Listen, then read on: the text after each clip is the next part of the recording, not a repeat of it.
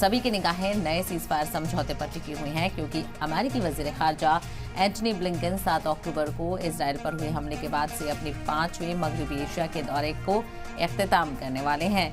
ये एक ऐसे वक्त में हुआ है जब मिडिल ईस्ट में एक तनाव का माहौल बना हुआ है। हर तरफ हमलों और जवाबी हमलों की गूंज सुनाई दे रही है। वहीं सऊदी अरब ने अमेरिका को वाज़ेह कर दिया है कि वो इजराइल के साथ उस वक्त तक सिफारती ताल्लुकात कायम नहीं कर सकता है जब तक फ़लस्तीन को एक आज़ाद मुल्क नहीं तस्लीम किया जाए। जब तक ईस्ट यरूशलेम के साथ 1967 की सरहद पर एक आज़ाद फ़लस्तीनी रियासत को तस्लीम करने की बात कही गई है। इस दौरान हमास ने कतर, मिस्र और अमेरिका की सालिसी में की गई जंगबंदी की तजवीज़ का जवाब दिया है। अमेरिकी वज़ीर ख़ारजा एंटनी ब्लिंकन का कहना है कि वो इजरायली हुक्काम के साथ हमास के रद्द-ए-अमल पर बात करेंगे। वहीं उन्होंने कहा कि कतर में होने वाली मीटिंग में सीज़फायर पर बात बन सकती है। ब्लिंकन ने कहा है कि अभी इस हवाले से बहुत काम बाकी है। ज़राए के मुताबिक जंगबंदी कम से कम 40 दिन तक जारी रह सकती है। उस दौरान इजराइल में कैद फ़लस्तीनियों की रिहाई के बदले हमास को शहरी बंधकों को आज़ाद करना होगा। वहीं फौजियों और बंधकों की लाशें भी हवाले करनी होंगी। इसके अलावा जंगबंदी के दौरान गाजा के लिए इंसानी मदद में इजाफा किया जाएगा। वाज़ेह हो कि इजराइल के पीएम बेंजामिन नेतन्याहू ने यह अज़्म किया है कि अब जब तक हमास का सफाया नहीं करते हैं तब तक वो गाजा में कार्रवाई जारी रखेंगे। तो इजराइल और हमास के बीच जंग लगातार बढ़ती हुई नजर आ रही है, तो वहीं कोशिशें भी तेज देखने को मिल रही हैं। और कल ही ईरान की तरफ से कहा गया था कि मुस्लिम ममालिक मुत्तहिद हों, अपने इकोनॉमिक रिलेशंस को इजराइल से ख़त्म करें। तो उसके बाद सऊदी अरब से ये बयान सामने आया है। सऊदी अरब ने अमेरिका को दो टूक कही है। सऊदी अरब ने कहा है कि इजराइल से सिफारती ताल्लुकात नहीं हो सकते हैं जब तक इजराइल फ़लस्तीन को एक आज़ाद मुल्क तस्लीम न कर ले। यानी 2 स्टेट थ्योरी को लेकर भी कहीं ना कहीं इजराइल को सोचने पर मजबूर करने की कवायद देखने को मिल रही है। इसके अलावा 1967 की सरहद पर एक आज़ाद फ़लस्तीनी रियासत को तस्लीम करने की बात कही जा रही है। तो दूसरी तरफ इस जंग की जब से शुरुआत हुई है तब से एंटनी ब्लिंकन यानी अमेरिका के वज़ीर ख़ारजा के मशरिक़ वस्ता के कई दौरे हो चुके हैं और ये 5वां दौरा है जो इस बार एंटनी ब्लिंकन का देखने को मिल रहा है। और अलग अलग महाज पर इस इजराइल और हमास जंग को लेकर बातचीत देखने को मिल रही है, लेकिन इन बातचीत का असर ज़मीनी सतह पर होता हुआ कब तक नजर आएगा, इस पर सभी की निगाहें टिकी हुई हैं, क्योंकि 3 महीने से ज़्यादा का वक्त यहाँ पर हो चुका है और अभी तक ये जंग ख़त्म नहीं हुई है। तो आपको बताते चलें सबकी निगाहें इसी जंग के ख़त्म होने पर टिकी हुई हैं, इसके सॉल्यूशन पर टिकी हुई हैं। और ईरान की तरफ से भी कल आयतुल्लाह ख़amenei ने कहा था कि जो मुस्लिम ममालिक हैं वो एकजुट हों और इजराइल पर पाबंदी लगाएं, इकोनॉमिक रिलेशंस को ख़त्म करें ताकि इजराइल पर दबाव बने। इसके अलावा एंटनी ब्लिंकन 7 अक्टूबर को इजराइल पर हमले के बाद से अपनी 5वें मगरबी एशिया के दौरे का इख्तिताम करने वाले हैं। इसी को लेकर खास बातचीत करते हैं। हमारे साथ एक्सपर्ट हमारे साथ जुड़ गए हैं, डिफेंस एक्सपर्ट हमारे साथ जुड़ गए हैं, डॉक्टर जेके बंसल। जेके बंसल जी, आपका बहुत इस्तकबाल है सलाम टीवी में। जिस तरह से हमने कल भी बात की थी और इजराइल हमास की जंग खत्म होने को लेकर लगातार सबकी निगाहें टिकी हुई हैं, क्या अब जो बातचीत चल रही है उसका असर होता हुआ नजर आ रहा है? क्योंकि ये कहा जा रहा है कि हमास कहीं ना कहीं राजी हुआ है थोड़ा बहुत, अब देखना बेहद अहम होगा कि इजराइल मानता है कि नहीं।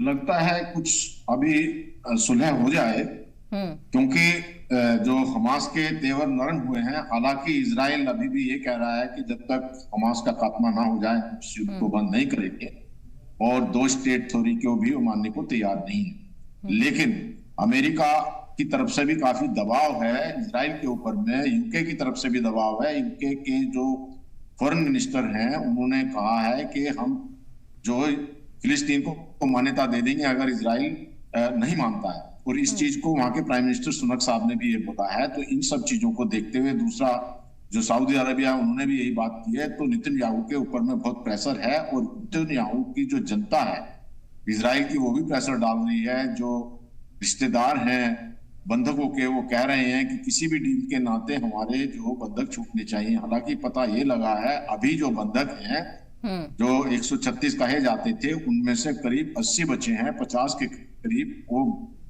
मर चुके हैं। तो अभी जो प्रेजेंट डील है उसमें काफी कुछ ये लगता है, क्योंकि अभी तक कल तक जो था वो याह्या सिनवार तैयार नहीं था दस्तखत करने के लिए जो एग्रीमेंट था। लेकिन अभी जो डिफेंस मिनिस्टर हैं इजराइल के, उन्होंने कहा है कि याह्या सिनवार जो वो भाग रहा है, उसका कनेक्शन कट चुका है बाकी फौज के, बाकी जो मिलिटेंट हैं हमास के जो लड़ाके हैं।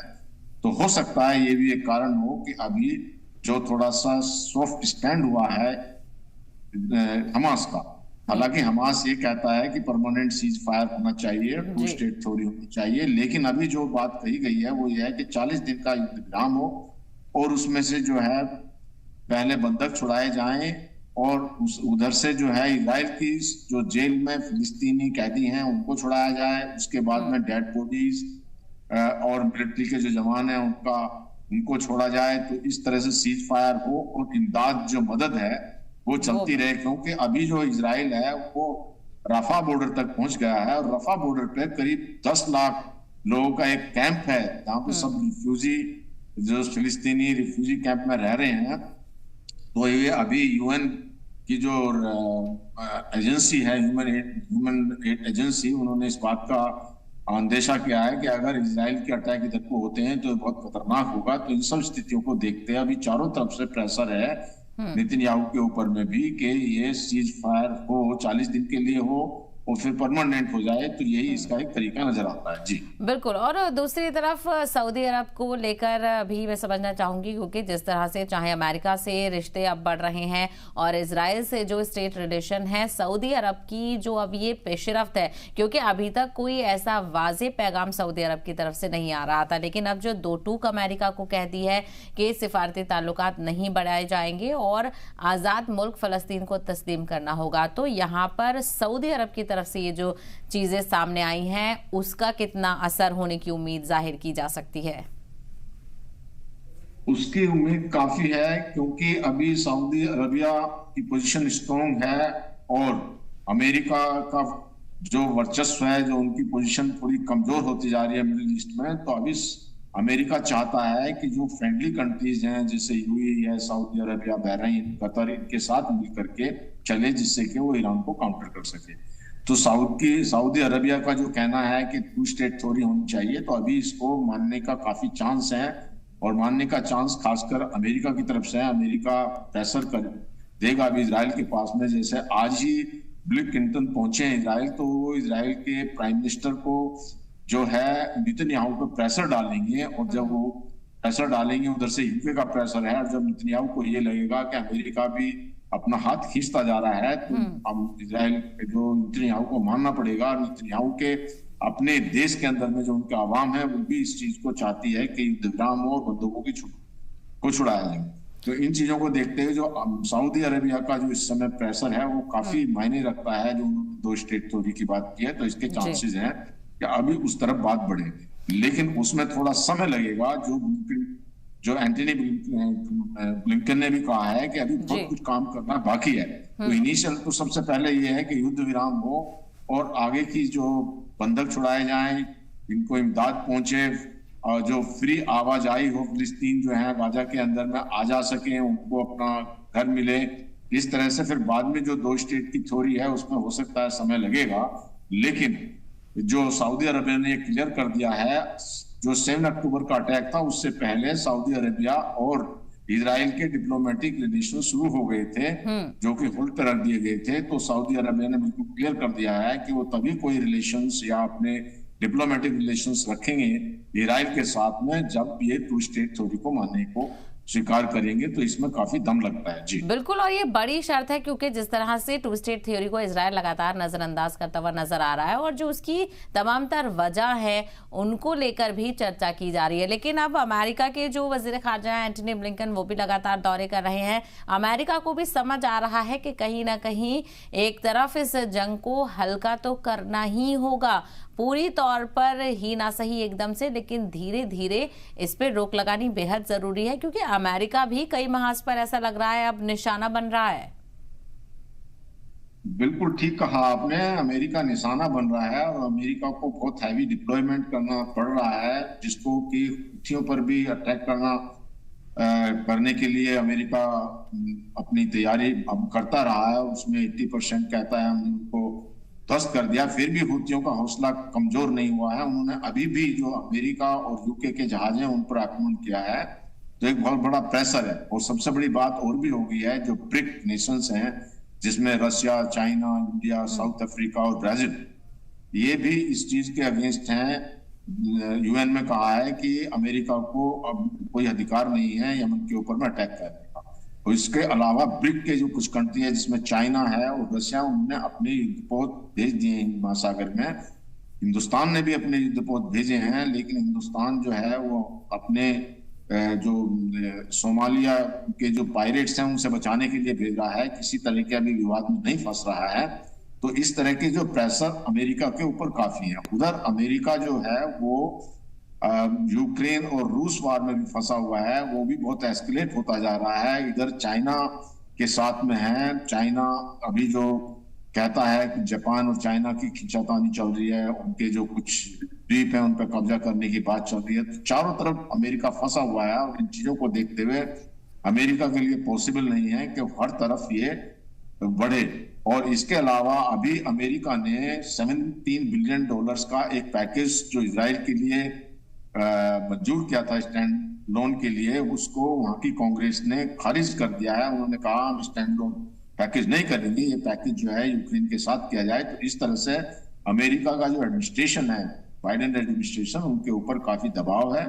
उनके यहाँ अभी इलेक्शन भी होने वाले हैं। इन सब चीजों को देखते हुए बाइडेन को और जो एंटनी ब्लिंकन है ये चाहेंगे कि यहाँ पर शांति हो और विराम हो। और इसी वजह से जो अमेरिका ने मिडिल ईस्ट के अंदर में भी हमले बड़े लिमिटेड रखे हैं और ईरान के ऊपर में कोई हमला नहीं किया है। हालांकि उन्होंने बल्कि ये भी बोल दिया है कि जो ईरान के फाइटर्स हैं वो इराक में हैं या सीरिया में हैं, वहां से चले जाएं। इस तरह से इराक के और सीरिया के इलाकों को खाली करके वहां से के फाइटर जा रहे हैं, क्योंकि सीरिया के अंदर ही जो है ईरान के करीब 1,10,000 सैनिक हैं, 570 उनके मिलिट्री इंस्टॉलेशन है। तो इस तरह की जो सारी चीजें हैं ये बहुत हलचल मची हुई हैं, जो कि अमेरिका को ये सब कुछ देख करके चलना है। तो इन चीजों को देखते हुए अभी जो है युद्ध विराम के चांसेस काफी हैं और ये हो जाएगा।